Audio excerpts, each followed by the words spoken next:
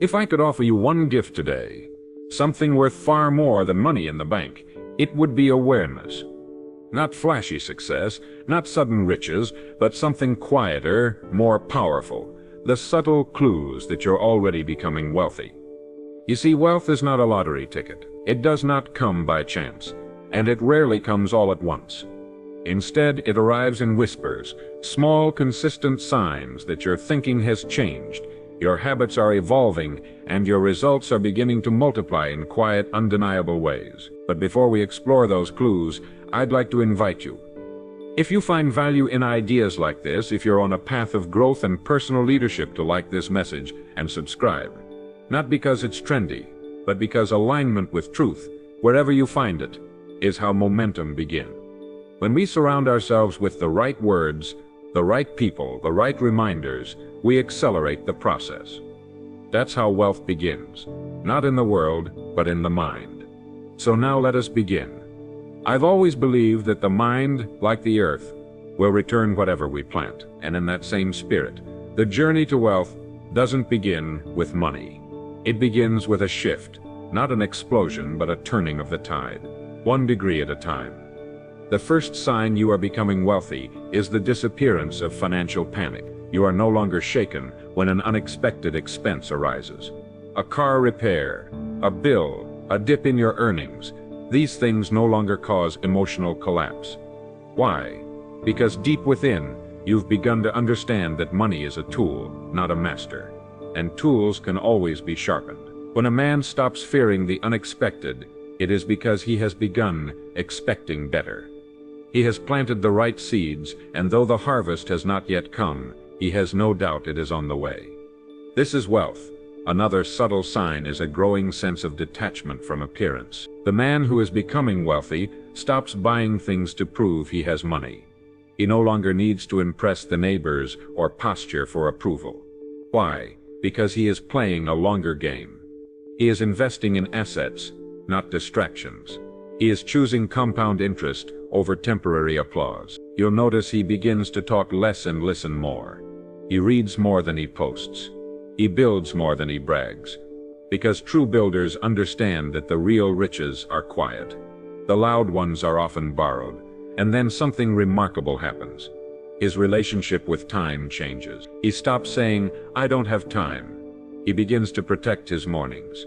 He says no more often. He values his peace. He turns off the noise, not because he's lazy, but because he's focused. That, my friend, is wealth. You see, wealth is not simply the accumulation of currency, it is the reorganization of values. The man who is becoming wealthy has reordered his mind. His thoughts are beginning to mirror the minds of those who own land, not just who rent it. He is thinking in terms of systems, not tasks, of leverage, not labor, of cause, not just effect. At first, the outside world will not notice this shift. There will be no parade, no headlines, but inside, something is different. He walks a little straighter. He asks better questions. He no longer seeks quick wins. He is building roots, and soon the fruit will come. A man does not have to be rich to feel rich, and often he feels it long before the bank account reflects it. That is the miracle of this process. The internal must always precede the external. That is the law.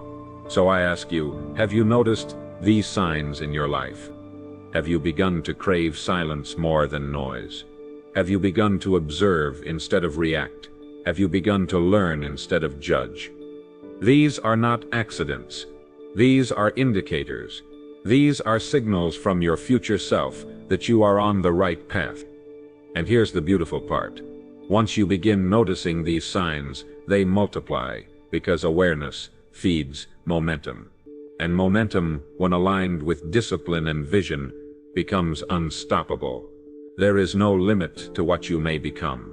No ceiling except the one you place above your own head. The man who invests in himself, day by day, thought by thought, habit by habit, is building a vault that no recession can empty. You are not behind. You are not late. You are not out of time. If you are noticing the shift, even now, you are already wealthier than you think. The great irony of wealth is that by the time it arrives, the man it arrives to is no longer chasing it. He has somewhere along the path stopped pursuing wealth for wealth's sake, and instead begun pursuing mastery of mind, of habits, of service. And it is this detachment, this calm focus, that magnetizes the very things he once scrambled at. In Part 1, we explored the internal shift, the disappearance of panic, the reordering of values, the quiet confidence that replaces noise. Now let us go further. Let us examine how this invisible progress shows itself, not just in thoughts but in actions. One of the clearest signs that a man is becoming wealthy is this. His circle begins to change. He no longer spends time where his future is not respected. He seeks conversations that spark clarity, not confusion. He no longer feels the need to explain his ambition to those who cannot see it. Not out of arrogance, but out of stewardship. He knows that energy is not infinite, and so he becomes selective. He may find himself alone more often, but he is not lonely. In solitude, he finds strategy. In silence, he hears vision. This is no small clue. It is a monumental one. Because when a man is willing to walk alone rather than follow the crowd, he becomes a leader by default. Another clue, he begins to measure differently. Where once he counted paychecks, now he counts progress. Where once he judged success by applause, now he judges it by alignment. He asks himself, am I doing the right work? Am I serving the right people? Am I growing in the right direction? When a man begins to ask these questions, his compass shifts from external validation to internal direction. He is no longer a ship tossed by every wave of opinion. He is sailing toward a fixed star, and he begins to see something else. He begins to notice the gap between work and reward. In the beginning, he worked and saw no fruit. But now, he works, and fruit begins to arrive from seeds planted long ago. The lag is shrinking. Momentum is compounding. There is a lag between planting and harvest. But once harvest begins, it has a rhythm of its own. He realizes that what once took him 10 hours now takes him 2. Not because the task changed, but because he changed. He has gained leverage. Leverage is a subtle clue of wealth. It is not always visible to others, but to the man who has built it, it is unmistakable. It may be intellectual leverage, a skill he learned that saves him hours. It may be relational leverage, a network he nurtured that now opens doors. It may be financial leverage, an asset now producing value on its own. But whatever form it takes, it carries the same message. Wealth is beginning to work for him, not just through him. And there is another signal, just as powerful. He no longer reacts emotionally to small losses. Where once he would rage at a missed opportunity, now he calmly notes it, extracts the lesson, and moves forward. He knows that no single win or loss defines the journey. He is no longer building a sandcastle that topples with each wave. He is building a fortress. That emotional neutrality, that steady hand, is one of the rarest indicators of rising wealth, because it shows that his security is internal, not circumstantial. And so we see the pattern emerging. His time is protected, his focus is sharpened, his habits are deliberate, his speech becomes intentional. He does not rush, but he does not waste. He is still, but not stagnant. He is calm, but not passive. He is preparing for a future he knows will arrive because he is shaping it himself. The outside world will still not fully notice, but it will begin to feel him in meetings, in conversations, in the way he walks into a room. There will be something about him that others cannot name, but cannot ignore. That too is a subtle clue. When your presence begins to carry weight without you having to prove it, your wealth has already begun. So I ask again, are you noticing these shifts? Are you choosing your input with care? Are you observing your thoughts before you believe them? Are you slowing down your reactions in order to respond with reason? then do not worry about how fast your results are coming. For once the internal foundation is laid, the structure above ground rises with astonishing speed. This is not theory, this is law. First the root, then the fruit. There is a moment, often unspoken, when a man realizes he is no longer chasing opportunities, he is attracting them. And not because he's louder or luckier or somehow found a secret shortcut. No, it's because the work he's done within has begun to radiate without. This is the quiet revolution that signals true wealth is approaching. One of the most overlooked signs that a man is becoming wealthy is this: he becomes more generous. Now you might expect the opposite. We've been conditioned to believe that people grow stingier as they accumulate. But the man who is truly on the path to wealth, deep, principled, enduring wealth, knows that generosity is not subtraction. It is multiplication. He begins to tip more. He mentors freely. He shares what he knows without needing credit. Why? Because he is no longer operating from scarcity. He knows that what he gives is not lost. It is seeded. And he trusts the law, as ye sow, so shall ye reap. The man who withholds, who clutches tightly, is revealing his mindset more than his means. But the man who shares wisely, who gives without boasting, is preparing his field for harvest. And then, as if by confirmation, something shifts in his relationship with money itself. He begins to treat it with respect. Not fear, not lust, but respect. He tracks it, he allocates it, he studies it. He understands where it comes from, where it goes, and how to direct it with purpose. He no longer calls it the root of all evil, nor does he worship it. He sees it as a tool, a servant, not a master. And because of that, it begins to serve him well. You'll also see it in how he thinks about value. When he was younger in the journey, he asked, "How can I get more?" But now he asks, "How can I give more at scale with excellence?" This subtle change of question unlocks everything. Because wealth does not chase the taker, it chases the builder. And when a man begins to see himself as a builder of ideas, of systems, of people, he is already far ahead of most. He is no longer asking, "What can I extract from this moment?" He is asking, "What can I plant?" And then another clue appears, almost without effort. The right people begin to show up. And it's not magic. It's alignment. Because when your mind is ready, when your habits are clean, when your direction is clear, the world has a way of responding in kind. There is a quote that says, "When the student is ready, the teacher appears." But what's less often said is this: when the leader is ready, the resources appear. Not all at once, but enough to show you that the path ahead is real, and it's waiting for you to walk it. At this stage, doubt begins to lose its grip. You may still feel fear, yes, but it no longer paralyzes, it instructs. You begin to distinguish between noise and signal, between distraction and destiny, between the urgent and the essential. And this ability to discern becomes one of your greatest assets. You say no faster, you say yes slower. You check your emotions before they lead you into places that waste your time. This is the mind of a wealthy man.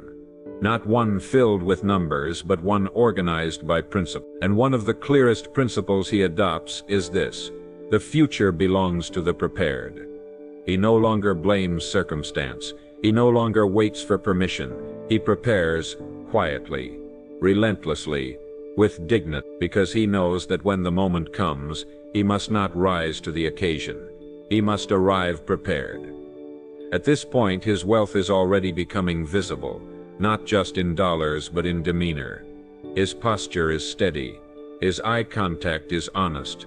His word is kept. His thoughts are fewer, but more deliberate. He is becoming a man others rely on. And that, perhaps more than anything else, is one of the strongest signs of rising wealth. When others begin to trust you with responsibility, with vision, with problems in search of solution, not because you asked them to, but because your presence has earned it. So if you've been walking this path and wondering, am I getting closer, pay attention to your thoughts, to your habits, to your peace, and ask yourself, Am I becoming someone who solves more than he complains, who builds more than he blames, who leads, not with volume, but with clarity? Then stay the course. You are not chasing money. You are becoming the kind of person who money chases. The farther you walk the path of true wealth, the more you realize the richest parts of the journey have little to do with material gain. Yes, the numbers may rise. Yes, the opportunities may expand. But what becomes truly invaluable is the man you become in the process. By now, your thinking has changed. Your days are shaped by intention, not accident. Your goals no longer float in vague hopes. They are anchored in action. And this brings us to another subtle clue that wealth is finding its way to you. You've stopped being busy and started being effective. Busyness is the illusion of progress. It fills the calendar, but not the future. But the man becoming wealthy knows the difference. He no longer rushes to fill his hours. He designs them. Each block of time has a purpose. Each task is tied to vision. Each yes has been earned by 10 conscious no's. This shift is profound. It means you are now managing the most valuable currency of all, your attention. When your attention is scattered, your results will be too. But when your attention is focused, life begins to obey. Because what you focus on multiplies. That is not speculation. It is law. And so another sign appears. You begin to feel peace in places that used to create pressure. The conversation that once triggered defensiveness now feels like data. The setback that once spiraled into doubt now becomes a minor adjustment.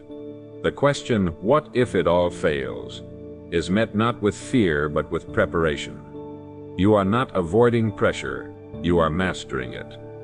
This is how powerful men are forged, not in the absence of stress, but in their response to it. When a man can remain steady in storms, he becomes someone others instinctively follow.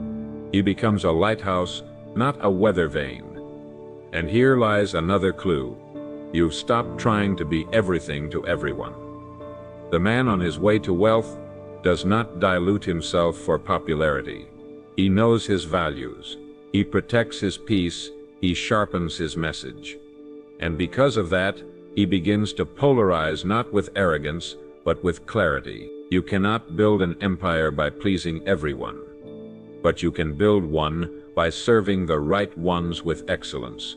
And the man becoming wealthy understands this with growing conviction. Then something beautiful begins to happen. He begins to experience gratitude for problems he once resented. The difficult client becomes a training ground for leadership. The delayed result becomes a lesson in patience. The quiet seasons become a test of vision. You see, wealth changes the way you interpret life. It transforms problems into puzzles, challenges into catalysts. Because the man who is building wealth is not looking for escape. He is looking for expansion. He asks, what is this trying to teach me? And with each lesson he grows stronger, sharper, and more anchored in who he is. And now we arrive at one of the rarest clues of all, the one few speak about. The man on his way to wealth begins to talk to himself differently. No more self-insults hidden in humor. No more calling himself lazy or unlucky, even in jest. He speaks with purpose, not ego, but alignment, because he knows his words are seeds and his mind is listening. He says, I am becoming a man of value. He says, I solve problems. I create results. I am ready for more. And because he says it, he becomes it. A man's self-talk is often the clearest preview of his future. And now, almost without noticing, the compound effect begins to reveal itself. A client refers another. A skill opens a new door. A mentor offers unexpected insight. An idea once ignored now gains traction. It's not luck, it's accumulation. Accumulation of decisions, of focus, of discipline, of time well spent, again and again. The world begins to respond in ways that match your identity. And that's the ultimate marker of rising wealth. Your identity shifts from I hope to I am. No more waiting for permission. No more apologizing for standards. No more shrinking to make others comfortable. You are becoming a man who builds calmly, deliberately, with grace and with fire. So as you move through your day today, I ask, are your actions echoing your values? Is your time being spent or being multiplied? And are your thoughts shaping a man of strength or a man of confusion? Because wealth is not something you get, it is something you grow into. And if you've been feeling the quiet shift, you're already on your way. There's a moment rare, but unmistakable, when a man realizes he is no longer chasing life. Life has begun to respond to him, not in fanfare, not in fortune overnight, but in small, consistent confirmations that he has stepped into alignment. And one of the most powerful confirmations is this: he no longer needs to be told what to do. He simply knows what must be done, and he does it. This is the mind of a man who is becoming wealthy. No longer ruled by external orders, he is governed by inner standards. He wakes early not because someone is watching, but because his future is. He studies not because of a deadline, but because of a desire to sharpen. He builds not for applause, but because building is now who he is. This is a profound clue, because it means identity has caught up to ambition. You see, in the beginning, men chase discipline. They force it. They wrestle with it. But over time, with enough integrity and enough consistency, discipline stops being an effort and becomes a baseline. And that's when the shift happens. The man becoming wealthy is no longer driven by pressure. He is driven by vision. He may still feel fear, but he acts anyway. He may feel resistance, but he moves anyway. And because of this, he begins to trust himself in a way most never do. And here lies the next great signal of rising wealth: self-trust. You see, wealth requires risk, but not recklessness. It requires the courage to make decisions without needing unanimous approval. And that courage comes from one place: trust in one's own ability to learn, adjust, and adapt. The man becoming wealthy no longer says, I need to be certain. He says, I need to move, and I'll adjust on the way. He no longer sees failure as proof of inadequacy. He sees it as the tuition of mastery. And so he acts, not impulsively, not emotionally, but decisively. He buys the book, he sends the email, he makes the offer, he moves with clarity, not noise. And then the next clue appears: he stops blaming. He no longer speaks of the economy or the algorithm or the politics of the world. He understands those are factors, but not foundations. He knows that his future is not in the hands of headlines. It is in his habits. So he takes responsibility, all of it, for his time, for his emotions, for his mistakes, for his results. And this responsibility does not feel heavy. It feels liberating, because it means he is no longer waiting to be rescued. He is rising, and with that rise comes a new kind of focus. He begins to plan for years, not days. He begins to think in quarters, not weekends. He sees his business, his body, his relationships, all of it, as gardens to be cultivated with patience and precision. He no longer jumps for every new trick. He ignores most of the noise, because he understands strategy will always outperform reaction. And so he becomes strategic, and in this strategy, he simplifies. He doesn't add more. He subtracts. He trims the unnecessary. He removes complexity. He focuses not on doing more, but on doing less, better. And when that happens, something powerful emerges: margin. Margin is not just financial. It is mental, emotional, energetic. It is the space to think, to breathe, to reflect, to refine. Most men live without margin. They run at full speed on fumes, crashing through each day in a fog of urgency. But the man becoming wealthy has begun to create space. He thinks before he acts. He pauses before he responds. He plans before he performs. That space, that margin, is where power accumulates. And now he's ready for scale. Not just financial scale, but personal scale. He is ready to lead, to build systems, to develop others, because he is no longer overwhelmed. He is no longer scattered. He is centered, and centered men are the ones who carry weight. You've seen this before. The man who walks into a room and says little but changes everything. The man whose silence carries more gravity than most people's speeches. That is wealth, not money, but movement, not bravado, but presence. Presence is earned, and the man becoming wealthy earns it each day, not through noise, but through internal order. And perhaps the most telling sign of all, he no longer needs to be told he is succeeding. He knows, because he can feel the shift in his energy. He sees the quality of his decisions rising. He notices the caliber of people around him improving. He watches his habits aligning with his highest self, and he senses, deep within, that what is coming is far greater than what is gone. So if you are hearing these words and seeing yourself within them, know this: you are not just on the way, you are already becoming. There comes a point in a man's ascent when something extraordinary happens. He stops asking, "How do I look?" and begins asking, "Who am I becoming?" And in that subtle but powerful shift, the external world begins to lose its grip. Status symbols, praise, performance, for others, they begin to fall away. Not in apathy, but in clarity. Because now he is no longer designing a life that looks good. He is building a life that feels right. This too is a sign that wealth is blooming within. A quiet departure from the games of appearance and an entrance into the realm of substance. He no longer rents his identity from trends. He owns it, authentically, permanently. And when identity is anchored, decisions become simple. He does not waver on standards. He does not entertain confusion disguised as opportunity. He does not sacrifice peace for applause. He simply moves forward, upward, inward, with elegance and resolve.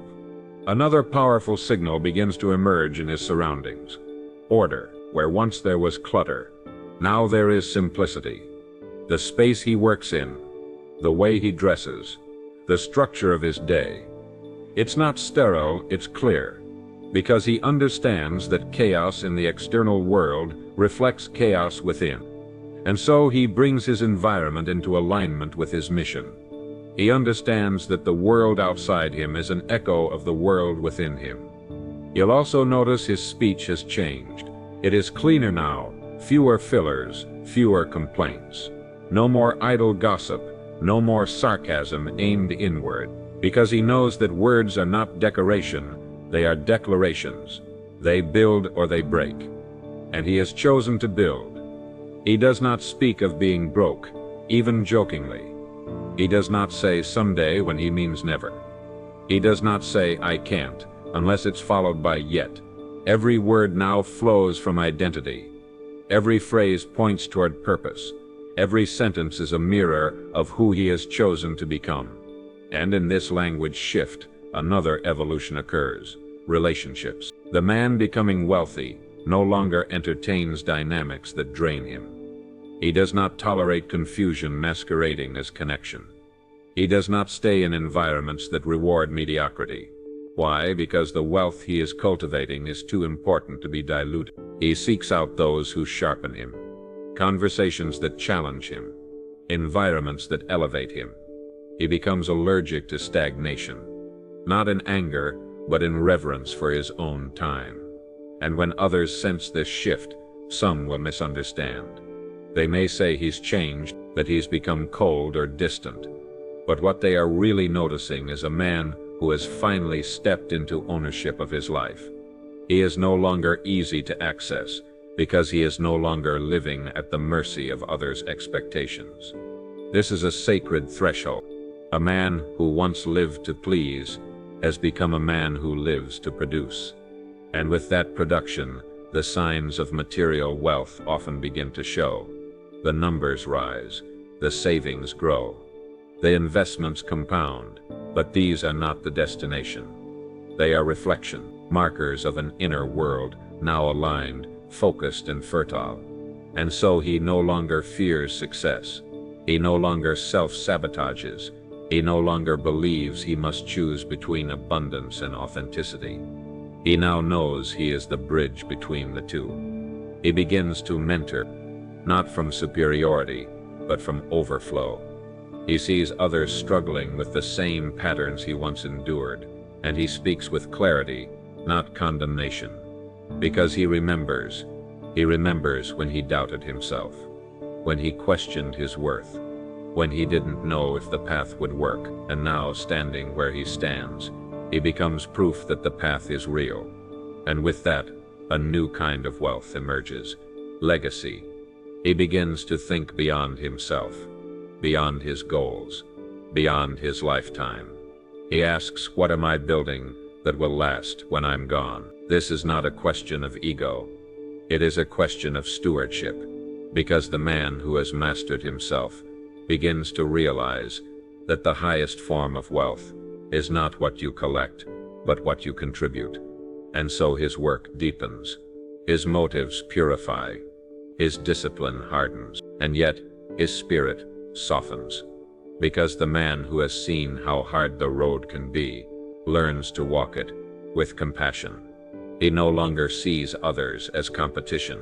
He sees them as reminders, mirrors, allies, souls walking their own path to wealth in their own time. And so as his reach expands, so does his responsibility to speak truth, to lead humbly, to model consistency, not once, not loudly, but daily, because that is the rhythm of a wealthy man. He doesn't rise once, he rises again and again. So if you've come this far in the journey, and you see pieces of yourself in this message, let me affirm what you already know deep down.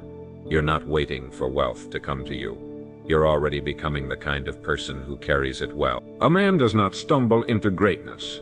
He grows into it, and as he grows, life begins to rise to meet him. Not instantly, not always visibly, but always faithfully. If you've walked with me this far, it means something is already unfolding within you. Not just interest, but recognition. You don't just want wealth. You're learning to become the kind of person who creates it, sustains it, and lives it without apology or fear. By now the signs are clear. You've become more intentional, more focused, more disciplined, more discerning with your energy, your time, your thoughts. And now one final clue begins to emerge, the one that changes everything. You begin to feel a responsibility to protect your standard, not out of ego, not out of pride, but out of understanding. You realize what it took to get here. You remember the internal battles, the moments of doubt, the hours of silence, the sacrifices no one saw. And so you no longer tolerate what once slid by unnoticed. You don't lower your standard for comfort. You raise your environment to meet it. You stop giving explanations to those committed to misunderstanding you.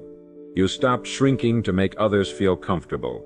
You begin to move with a quiet, unshakable confidence, not because you've arrived, but because you finally know who you are becoming. And that is the ultimate wealth, identity forged in principle. You walk differently now. You show up differently. Your energy, your presence, your choices, all of it begins to speak before you do. And here's what the world does with a man like that. It rearranges. It opens doors that were once sealed.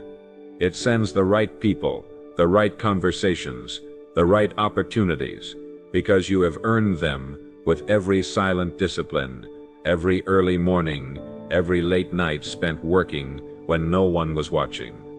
The rewards may now begin to show. The income rises, the investments grow, the impact multiplies, but none of that is the peak. The peak is knowing that if all of it disappeared tomorrow, the man remains, because he has become the kind of man who can build again. That is true wealth. And now the final transformation. You begin to teach, not with sermons, but with example.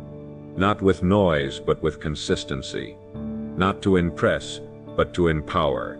Because you now understand the highest form of wealth is not just accumulation, it is activation, helping others rise, as you have, guiding without force, serving without needing thanks, lifting others, not to make them follow, but to help them lead. And this is how legacies are made. Not in a single moment, but in the steady rhythm of a life lived in alignment. So if you are hearing these words, and something inside you says, "That's me," trust it. Not because I've said it, but because you've lived it. You are not arriving. You are remembering. You are not waiting for wealth to validate you. You are embodying the wealth that's already within you. And now it's time to carry that into the world, to live it, to walk it, to share it, silently, powerfully, daily. If this journey spoke to you, if it reflected your path, your future, your growth, then I invite you to make this part of your rhythm. Share it with someone walking their own road. Like it, save it, return to it. Let it be a reminder when the world tries to make you forget, because you, my friend, are not just becoming wealthy. You are becoming whole.